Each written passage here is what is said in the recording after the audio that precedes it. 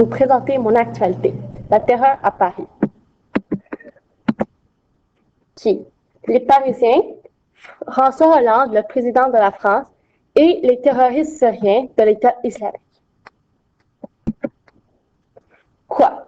Les terroristes ont attaqué plusieurs lieux inattendus à Paris.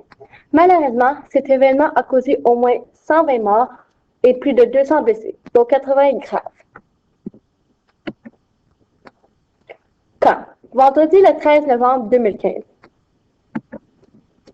Où? Les attaques se sont produites à Paris, en France, plus précisément dans la stade de la France pendant un match de soccer, au restaurant La Petite Cambodge, au bar Carillon, sur la rue Charonne, sur la rue La Fontaine du Roi et finalement au salle Bataclan où il a eu le plus de morts. Pourquoi? La Syrie est une ville où le gouvernement a beaucoup de misère. Cela commence une guerre civile. Au fil du temps, les pays occidentaux se joignent au groupe de Syriens qui sont contre le gouvernement. La France en faisait partie. Elle décide d'attaquer l'État islamique, alors ceux qui sont pour le gouvernement. Alors l'État islamique attaque France à leur tour. Conséquences. De moins en moins de personnes veulent visiter Paris car ils ont peur. Cela fait en sorte que l'économie de Paris baisse car la plupart de l'économie de Paris est le tourisme.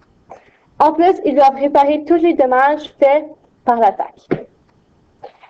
Les réfugiés syriens sont moins acceptés dans les autres pays car les autres pays ont peur qu'ils les attaquent à leur tour. Et les autres pays paniquent aussi parce qu'ils ont peur que la Syrie les attaque. Lien avec le cours d'histoire, c'est l'islamisation. La Syrie veut transmettre la religion islamique aux autres pays pour qu'ils soient la religion dominante. Cela fait en sorte que la guerre civile en Syrie est commencée.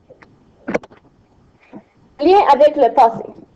L'attaque de Charlie Hebdo, il y a 11 mois, était aussi une attaque terroriste. Mais la principale différence est que les terroristes visaient des personnes en particulier, contrairement à cette attaque qui était juste n'importe quelle personne au lieu destiné. Question. Pensez-vous que la Syrie va juste attaquer les pays occidentaux? Pourquoi? Comment pensez-vous que cette attaque à Paris va influencer le Canada? S'il vous plaît, supportez Paris en utilisant le hashtag PrayForParis ou hashtag Priez pour Paris. Merci.